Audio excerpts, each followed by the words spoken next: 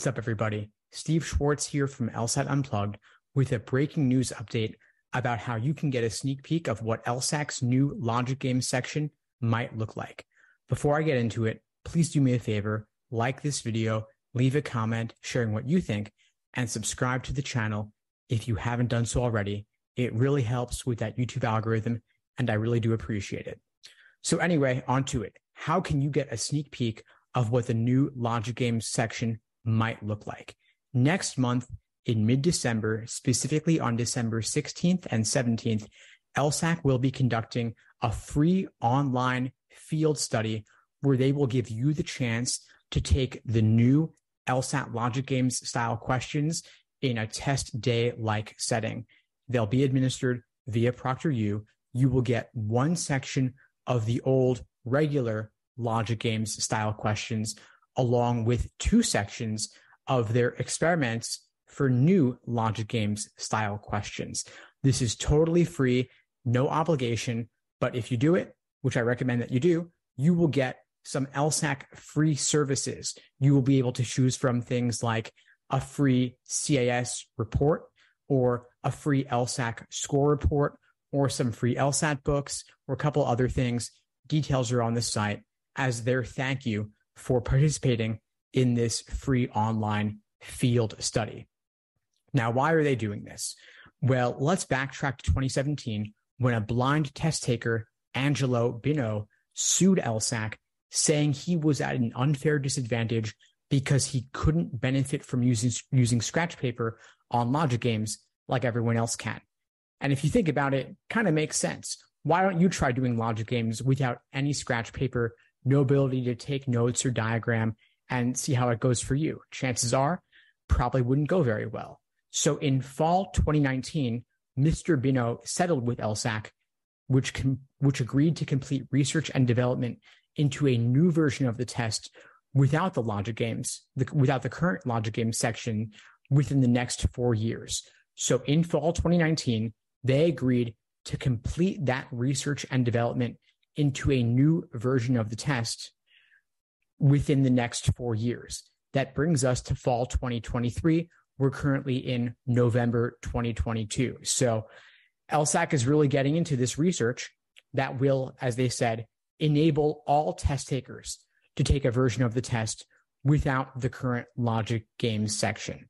I am partially quoting here language from the joint press release between Mr. Bino and LSAC. I will link it below this video. So this field study is part of the research and development they are conducting. For those of you who've been studying the LSAT for a while, you might have seen my video back after the June 2022 LSAT when LSAC gave some test takers an unscored experimental section on test day that contained some bizarre logic games style questions that were also meant to serve the same purpose to help LSAC explore potential alternatives to what the current logic games section would be. These were similar somewhat to formal logic questions you see in the logical reasoning section of the LSAT currently. Maybe these kinds of questions are less prone to or less susceptible to diagramming. So maybe diagramming would not be as useful, putting sight impaired test takers on more of a level playing field with those who can see. So this is just some background on why we've gotten to this point and why LSAC is conducting this field study in December. So, of course, LSAC still has roughly another year to continue conducting this research. The June experimental section was just one part of that. This December field study is another part of that. You may be wondering, of course, when will they start administering tests without the current logic game section? It probably won't be for quite a while. Before they do, they will give plenty of notice, likely several months. They've also promised on their website, you can see this in the details around this December field study, that they will release sample questions in the new style of logic games to give you a chance to study them first before they actually ever appear on a real scored LSAT where they count. So again, they've never administered scored new logic games questions. We've seen only the same logic games questions on the scored portions of the LSAT going all the way back to June 1991 with very, very small, relatively insignificant changes. So we still have quite some time, likely at least a year, if not more time, for them to figure out exactly what the new logic games will look like before administering them on a scored portion of the LSAT. Now, if you hate logic games, you might be celebrating the change. If you love them, you might be worried. Everybody, please just chill out for a minute. Nothing is changing in the short term. If you are applying this cycle or the next, you will almost certainly be taking the LSAT with the current scored logic game section. LSAC is a bureaucracy. They move very slowly, and they want to make sure they get it right before putting new styles of questions on the scored LSAC. This December field study with these experimental logic games alternatives are just part of their research and development process. If we look back into LSAT history a little bit, the most recent significant change to the LSAT was the dual or comparative passages that were introduced in June 2007.